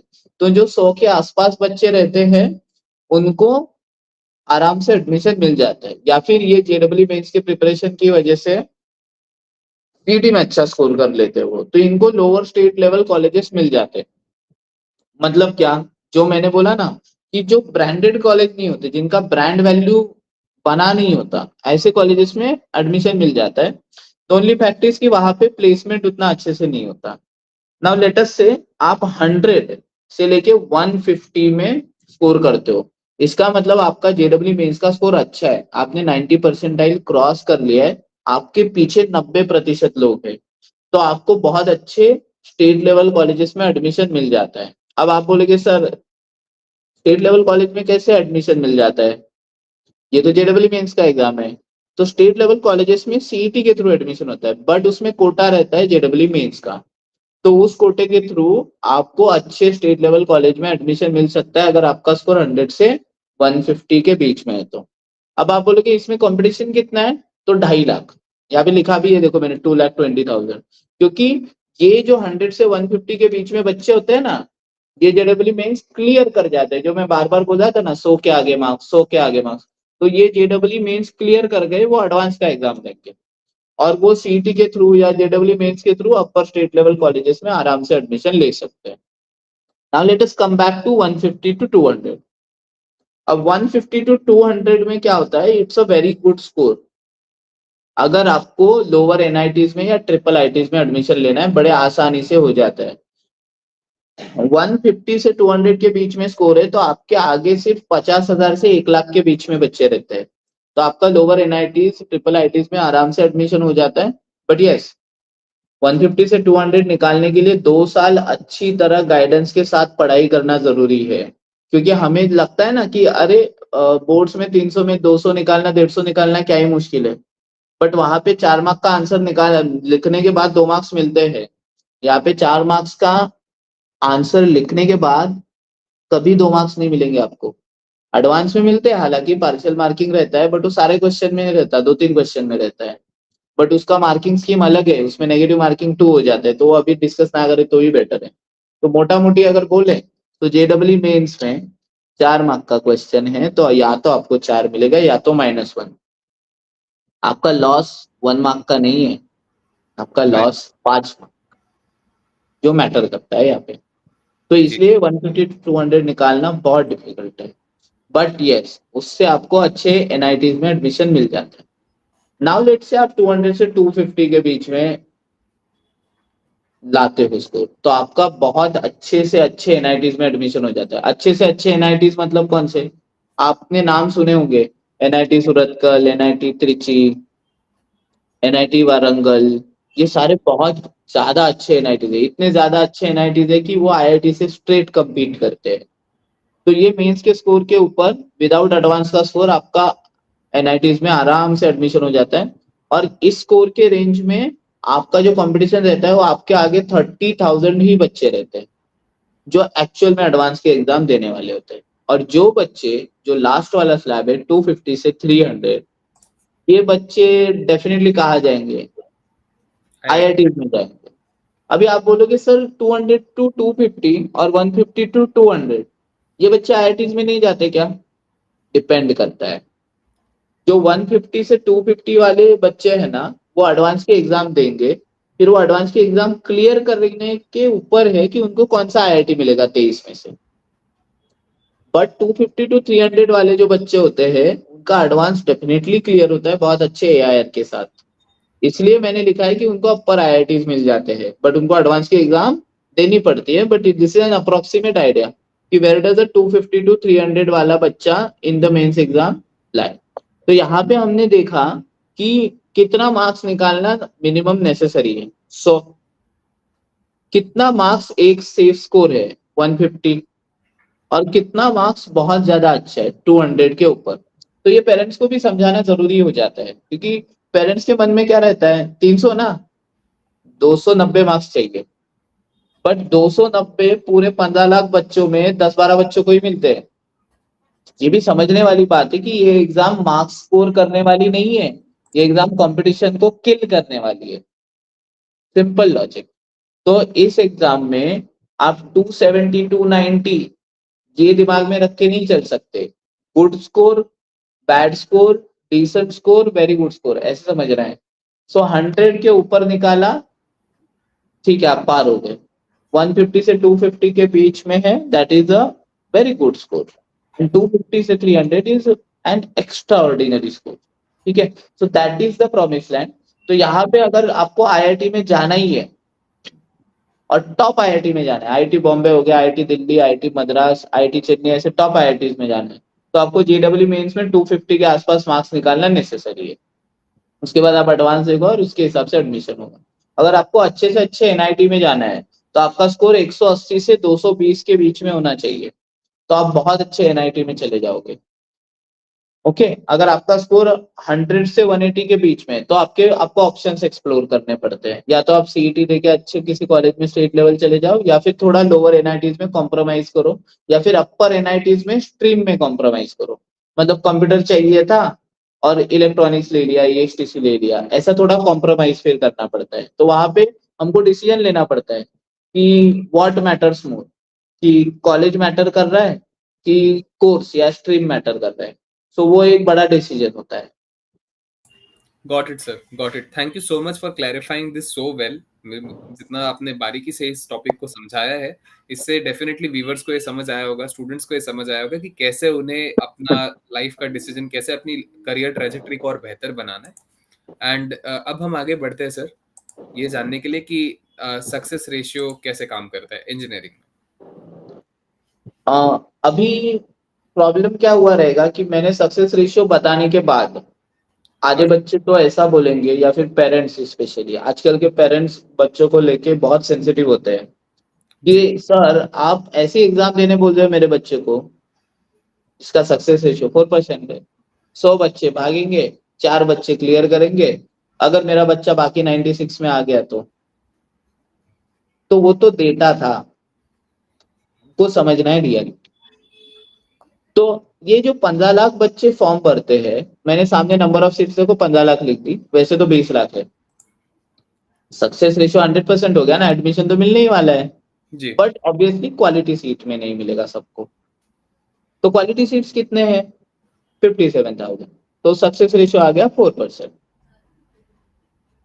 अभी हमको ये समझना है, क्या आपके लिए वो सारे 15 लाख बच्चे कंपटीशन है?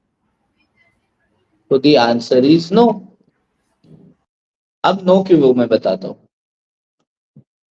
आधे से ज्यादा बच्चे फॉर्म भरना है इसलिए भर रहे हैं क्योंकि ट्रेंड है, और जो बचे हुए आधे हैं उसमें से आधे बच्चे गाइडेंस ही नहीं लेते या प्रिपरेशन ही नहीं करते, तो वो कैसे जेडब्ल्यू मेन से एडवांस क्लियर कर सकते हैं? आप समझ रहे हो? तो आधे बच्चे तो नेमसेक के लिए आए थे, जो बचे हुए आधे थे उसमें से आधों ने प्रिपेयर ही नहीं किया, और जो 25% हिस्सा बचा है उसमें कैलिबर भी तो मैटर करता है। सारे बच्चों का थोड़ी कैलिबर रहेगा जेडब्ल्यू मेंस एडवांस क्लियर करने का। तो ये कैलिबर कौन से बच्चों में रहेगा? ये कैलिबर उन बच्चों में रहेगा जिनको सब्जेक्ट का अंडरस्टैंडिंग है, जो 10th स्टैंडर्ड में बहुत अच्छे मार्क्स निकाल के टॉप कर रहे हैं एग्जाम्स। वो एक्चुअल कंपटीशन आपका है। आप बोलोगे सर इसका मतलब आप तो ऐसे बोल रहे हो कि जिसको 10वीं में 90% मिलेगा वही आईआईटी से इंजीनियरिंग कर पाएगा। तो मैं ऐसा नहीं कह रहा, ऐसे भी बच्चे जो 80 तक के 10th में निकाल के आईआईटी चले जाते हैं। बट मैं आपको कंपटीशन का एक अप्रोक्सीमेट आइडिया देने के लिए मैंने एक वो वर्ड यूज किया कि 10th स्टैंडर्ड में अगर अच्छे परसेंटेज है तो डेफिनेटली वो बच्चा कंपटीशन में लाई करेगा। तो ऐसे कितने बच्चे रहेंगे जो टॉपर रहेंगे, अच्छे पढ़ने वाले रहेंगे? वो पूरे 15 लाख नहीं है। पूरे 15 लाख में तो 7 से 8 लाख एग्जाम ऐसे ही दे रहे हैं, उसमें से भी 3 से 4 लाख प्रिपरेशन ही नहीं कर रहे। जो बचे हुए 3 लाख 4 लाख बच्चे हैं उसमें से 1 ही लाख बच्चे जो आपका कंपटीशन है। अभी मैं आपके बारे में क्यों बता पा रहा हूँ? बिकॉज आपने टाइम निकाल के ये वीडियो देखा, आप में अवेयरनेस है कि मुझे ये एग्जाम के लिए प्रिपेयर करना है, मैं कैसे प्रिपेयर करूँ, कब प्रिपेयर करूँ, क्या प्रिपेयर करूँ, और उसके पहले मेरे को ये समझना है कि इस एग्जाम से एवेन्यूज क्या ओपन हो रहे हैं। इसका मतलब आप एक पढ़ाकू बच्चे हो तो आप इस 1 लाख में लाई करते हो। तो आपका कंपटीशन बेटा 15 लाख बच्चे नहीं है, आपका कंपटीशन 1 लाख बच्चे जो टॉपर्स है, जो शुरुआत से प्रिपेयर करेंगे। अभी देखो अच्छा लगेगा। क्वालिटी सीट 57,000 है, कंपटीशन 1 लाख है, तो सक्सेस रेशियो क्या हो गया? 57%। देखो सिंपल लॉजिक है। अगर आप ऐसे दौड़ रहे हो 15 लाख बच्चों के साथ तो आपको लगेगा हाय हाय कितना मुश्किल है।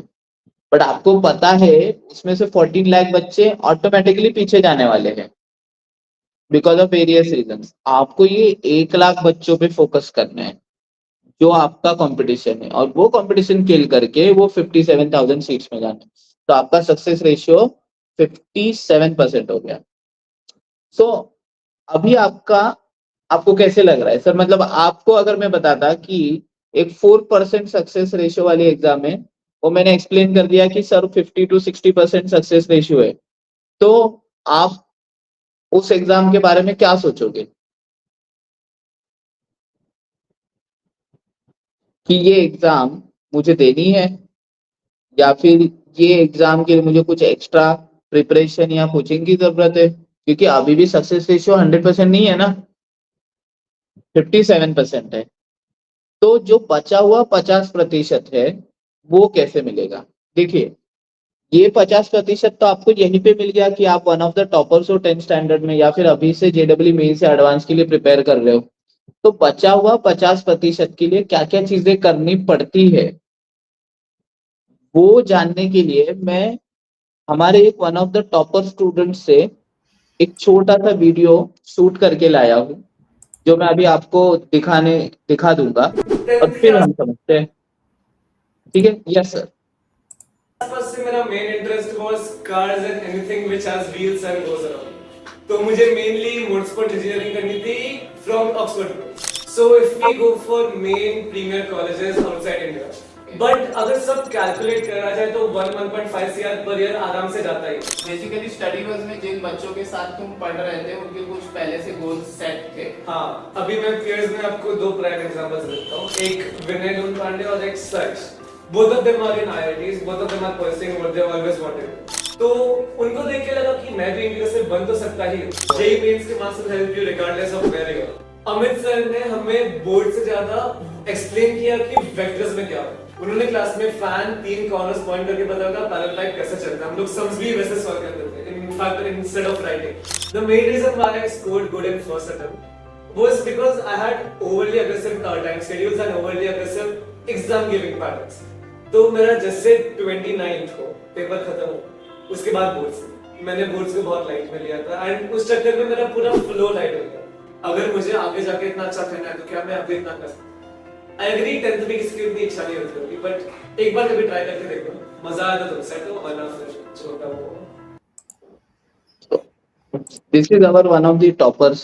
तो ये यही बताने की कोशिश कर रहा था कि बचे हुए 50% आप गाइडेंस से ही ला सकते हो और कोचिंग से ही ला सकते हो, या फिर आपका जो पीयर्स रहेगा जिनके साथ आप पढ़ते हो वो मोटिवेटेड और फोकस्ड होने चाहिए। तो अभी जो बच्चा था आर्यन, उसने जो जेडब्ल्यू मेंस अटेम्प्ट 1 में बहुत अच्छा स्कोर लाया, वो क्यों ला पाया? तो वो वही बता रहा था कि मेरे जो पीयर्स थे, मेरे साथ जो पढ़ने वाले थे, वो बहुत ज्यादा फोकस थे, जो आपको सामने रिजल्ट में भी दिखेंगे, या फिर मेरे पीछे भी एक रिजल्ट दिख रहा रहेगा, ये भी उसी का फ्रेंड है। तो ये सारे पीयर्स जो साथ में कोचिंग स्टडी बस में जो पढ़ते थे, वो एक group of motivated dedicated people जब टुगेदर आते हैं एक जगह पे, तो जो आउटपुट निकलता है वो अलग होता है। वो output as a team work निकलता है। तो वो जो आउटपुट है वो आपको बचा हुआ 50% जो दे रहा है, वो आपको कौन दे रहा है फिर? एक तो आपका गाइडेंस, आप कहाँ से ले रहे हो, दूसरा आप किनके साथ पढ़ रहे हो, आपके पीयर्स, तीसरा आप कितने मोटिवेटेड हो खुद, क्योंकि आप उस ग्रुप का हिस्सा नहीं बन सकते अगर आप खुद मोटिवेटेड नहीं हो तो। और ऑब्वियसली आप अपना एक valuable time of an hour निकाल के ये वीडियो डिटेल में एनालाइज कर रहे हो, देख रहे हो, इसका मतलब आप मोटिवेटेड हो। तो पहला टिक तो हो गया। दूसरा और तीसरा टिक करने की जरूरत है। दूसरा टिक क्या कि आप किन बच्चों के साथ पढ़ोगे। तीसरा टिक क्या कि आप गाइडेंस कहाँ लोगे। जैसे आपके सामने जो 4 बच्चे दिख रहे हैं, तो इनका ये जो ग्रुप था स्टडी बस में, आप सारों के परसेंटाइल देखोगे वो बहुत ज्यादा क्लोज है एक दूसरे से। या फिर मेरे पीछे जो बच्चा है, या फिर जो अभी वीडियो में जो बच्चा था, तो इन सारे बच्चों ने वो जो रिमेनिंग 50% था वो through coaching, through guidance cover कर लिया, और फिर उनका सक्सेस रेशियो 100% हो गया।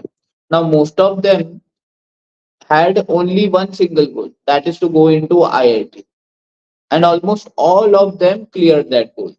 जैसे आपके सामने अगर परसेंटाइल, अगर ये जो दिख रहे हैं, वो परसेंटाइल क्या कहना चाह रहे हैं कि ये सारे बच्चों का आईआईटी में एडमिशन हो गया। अद्वैत पटवर्धन आईआईटी बॉम्बे, आयुष पाटिल आईआईटी खड़गपुर, ईशान फंड से IIT Kharagpur, Utkarsh IIT Madras, so that is the idea कि गोल क्लियर होना और उसके लिए प्रॉपर गाइडेंस लेना, जिसके थ्रू इन्होंने ये रिजल्ट्स अचीव किए। अब एक और चीज है जो आपका 50% कंफर्म कर सकता है रिमेन, वो क्या है? तो देखिए, जेडब्ल्यू मेंस के एग्जाम डिफिकल्ट तो है, एडवांस के एग्जाम डिफिकल्टी है, एक बार करने से शायद ना हो। तो आपके सामने मैंने एक पंचसूत्री रखी है जो ये कंफर्म करता है कि आपका जो अभी आप पढ़ रहे हो टॉपिक, वो 100% क्लियर होने के बाद ही आप सेकेंड टॉपिक पे जाओगे। तो simple logic, simple flow chart समझा रहा हूँ। आपको एक टॉपिक सिखाया गया, अब ये एग्जाम थियोरी का तो है नहीं कि सिखाया, सुन लिया, घर गए, खत्म। नहीं, आपको उसके ऊपर एमसीक्यू सॉल्व करने पड़ते हैं। तो आपको दिख रहा है कि practice session of DPPs, DPPs मतलब डेली प्रैक्टिस प्रॉब्लम, जो सिखाया है उसके ऊपर बेस्ड आपको प्रैक्टिस प्रॉब्लम सॉल्व करने पड़ते हैं। अगर आपको सारे प्रॉब्लम्स आ गए तो आप स्ट्रेट अवे क्या करते हो? टेस्ट देने जाते हो, ठीक है, और उसका डाउट सॉल्विंग करते हो। डाउट सॉल्विंग करके टेस्ट दे के उसका पेपर डिस्कशन करके आपका परफॉर्मेंस एनालिसिस करते हो। अगर वो खराब आया तो वो आप चैप्टर वापस पढ़ते हो, रिवाइज करते हो, and this stuff goes on till the end, जब तक आपका वो चैप्टर क्लियर नहीं हो जाता। तो यहाँ पे शायद एक से दो, दो से तीन आइट्रेशन भी एक टॉपिक में कभी कभी लग जाते हैं जो ज्यादा वीक हो। मतलब आपका प्रैक्टिस सेशन आपने सॉल्व किए एमसीक्यूज, आपको प्रैक्टिस सेशन आ गया तो उसमें डाउट आए तो आपने डाउट क्लियर करवाया और फिर टेस्ट दिया। तो that flow has to be followed. तो इस तरीके से इस पंचसूत्री का यूज करके आप कंटिन्यूएशन में एक चैप्टर या फिर एक कॉन्सेप्ट स्ट्रॉन्ग कर सकते हो, जो शायद वन आइट्रेशन में ना हो पाए, बट उसके लिए आपको एक से दो, दो से तीन आइट्रेशन लग सकते हैं। तो that is what we follow, and जो भी अभी रिजल्ट देखा है वो बच्चों ने भी सेम पंचसूत्री फॉलो किया है। But that is only possible when you are solving daily practice problem, that is MCQs, not theory. Exam theory का बिल्कुल भी नहीं। ये पंचसूत्री अगर आप फॉलो करते हो तो रिमेनिंग 50% आप डेफिनेटली अचीव कर लो। परफेक्ट। तो I would just like to remind everyone, आपको मिलेगा एक स्टडी बस करियर किट हमारी तरफ से, और साथ ही साथ to avail scholarship you have to come for an offline test हमारे सेंटर पर। हमारे सेंटर्स लोकेटेड है थाने, नवी मुंबई और कल्याण, इन रीजन्स में। हमारे अभी फिलहाल 9 सेंटर्स है, वो कौन से है, कहाँ लोकेटेड है, वो मैं आपके साथ एक दो मिनट में शेयर करूंगा।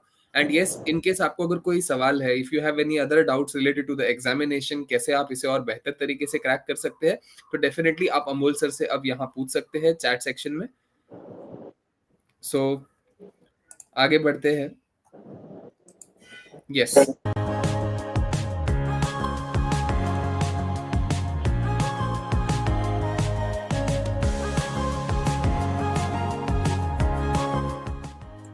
अमोल सर आप थोड़ा बताएंगे इसके बारे में? यस हाँ, तो यहाँ पे आप देख सकते हैं हमारे various centres. This one is in Dombivli. तो अगर आप डोंबिवली के आसपास रहते हैं तो हमारे यहाँ ऑफलाइन सेंटर में जाके विजिट कर सकते हैं फॉर करियर काउंसलिंग। ये है इन कड़वा, थाने के आसपास। Now we are moving ahead towards Manpada, which is near the Ghodbunder road.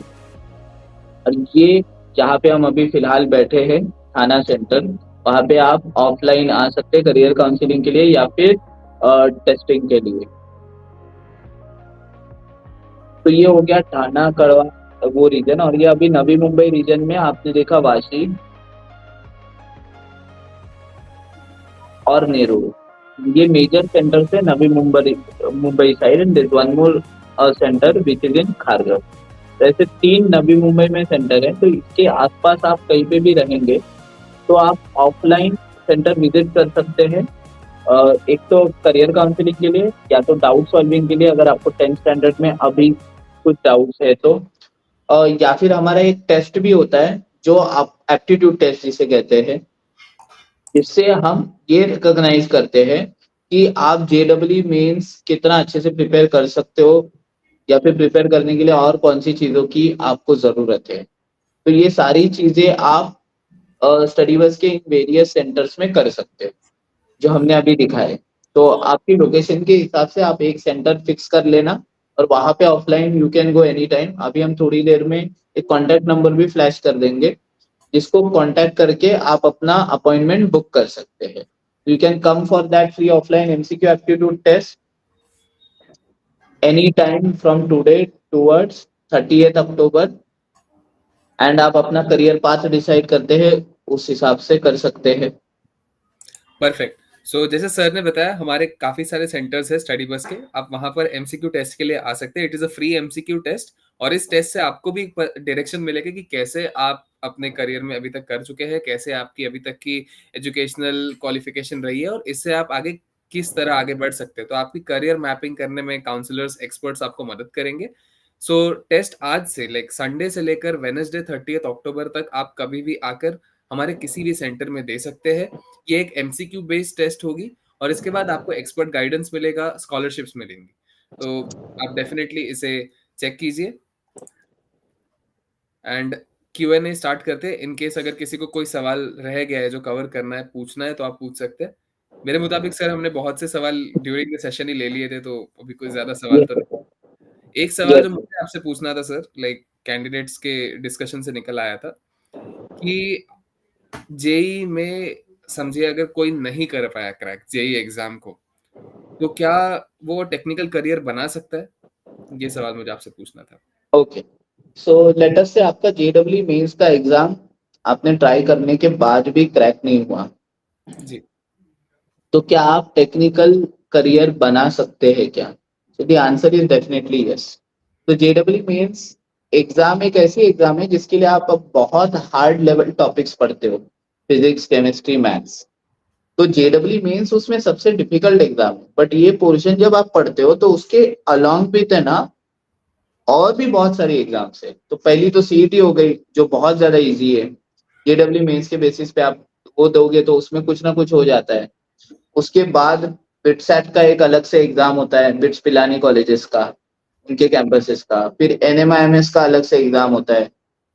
फिर वीआईटी का अलग से एग्जाम होता है। ऐसे बहुत सारे अलग अलग एग्जाम्स होते हैं जिसके लिए जेडब्ल्यू मेंस का जो आप प्रिपरेशन करोगे ना वो यूजफुल होता है। तो जेडब्ल्यू मेंस नहीं हुआ बट इनमें से कोई ना कोई एग्जाम आपका अच्छे मार्क्स के साथ क्रैक हो जाता है अगर आप डिलीजेंटली 2 साल जेडब्ल्यू मेंस के लिए प्रिपेयर करते हो तो जेडब्ल्यू मेंस क्लियर ना होना is not a clear indication कि आप टेक्निकल फील्ड में कुछ नहीं कर सकते। आप बाकी एग्जाम्स भी अलॉन्ग विद दे सकते हैं जिसके लिए एक्स्ट्रा प्रिपरेशन की बिल्कुल जरूरत नहीं। उनमें से कोई ना कोई एग्जाम आपको किसी ना किसी अच्छे कॉलेज में एडमिशन दे देती है। So it does not tell you कि मेंस नहीं हुआ चलो हम इंजीनियरिंग नहीं कर सकते। आप डेफिनेटली कर सकते हो through other exams. Now definitely I wouldn't suggest straight away private courses as such because आप जेडब्ल्यू मेंस के लिए प्रिपेयर कर रहे हो तो आप बाकी एग्जाम्स में कुछ ना कुछ अच्छे मार्क्स निकाल ही लेते हो और आपको अच्छे कॉलेज में एडमिशन मिल जाता है। हाँ, but if that also fails then also there are many options, but वो इंडिविजुअल स्टूडेंट पे डिपेंड करता है जिसके लिए करियर काउंसलिंग की बहुत ज्यादा आवश्यकता होती है। तो इसी के लिए हमने जो अभी स्लाइड फ्लैश किया था ना कि आप करियर काउंसलिंग के लिए एमसीक्यू एप्टीट्यूड टेस्ट के लिए आ सकते हो। तो ये एप्टीट्यूड टेस्ट जनरली इस तरीके से बनाया गया है कि वो आपका अंडरस्टैंडिंग गेज करती है कि आप टेक्निकल चीजों में कितने माहिर हो, टेक्निकल चीजों में करियर कर सकते हो क्या, वो बताती है। और उसके लिए और क्या एडिशनल करना पड़ेगा वो बताती है। और उसके अलोंग विथ ही करियर काउंसलिंग भी होगा आपका along with the scores of that particular MCQ test जो आपको ये बताएगा कि ये नहीं हुआ तो ये कर सकते हैं। बट वो स्टूडेंट वाइज इंडिविजुअल रहता है, ऐसे जनरल नहीं कर सकते वो। But yes, JW to sum up with the answer, JW means crack न होना is not a clear indication कि आप इंजीनियरिंग नहीं कर सकते। देखो कितने सारे इंजीनियर है, सारों का जेडब्ल्यू मीन्स क्लियर नहीं हुआ है। ठीक है, so that is also one thing to be noted. If not this then there are other options also. Perfect. Thank you so much sir.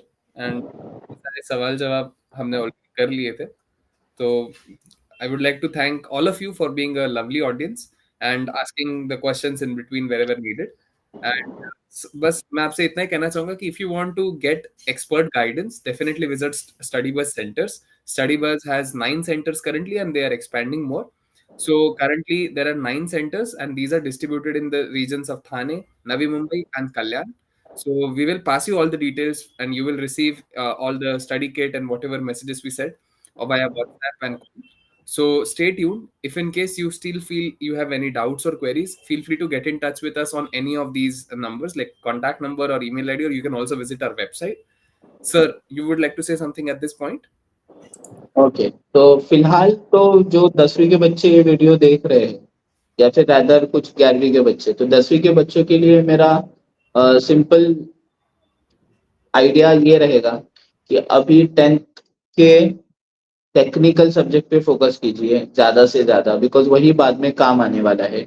और 11वीं के बच्चे को ये सजेशन रहेगा कि आप मिडवे आ गए हैं, आपका पोर्शन शायद आधा हुआ रहेगा, शायद कंप्लीट हुआ रहेगा, whatever stage you are in, but JW mains एक 2 years लॉन्ग एग्जाम है जिसके बीच में अप्स एंड डाउन्स आएंगे, तो वो आपको हैंडल करते हुए आगे जाना है। ठीक है, उसमें अप्स एंड डाउन्स नेसेसरीली आएंगे, सबके सारे टॉपिक्स अच्छे नहीं होते, तो वो हैंडल करते करते आगे जाना है। जब आप एफर्ट डाल रहे हो तो टुवर्ड्स द एंड अच्छा हो ही जाता है। So don't lose hope is all I can say, and keep preparing. Got it. Thank you so much, sir. So, we hope to see you at StudyBus centers for this aptitude test and expert counseling. And definitely from our side, as we have assured you, you will receive very good gifts, very good scholarships. So, get set and milte hai. All the best for your 10th standard examinations, whoever is attempting for 10th standard exams right now. And come with your doubts, come with your queries for this aptitude test. We'll be happy to help. Thank you so much. Have a nice day. Thank you, sir.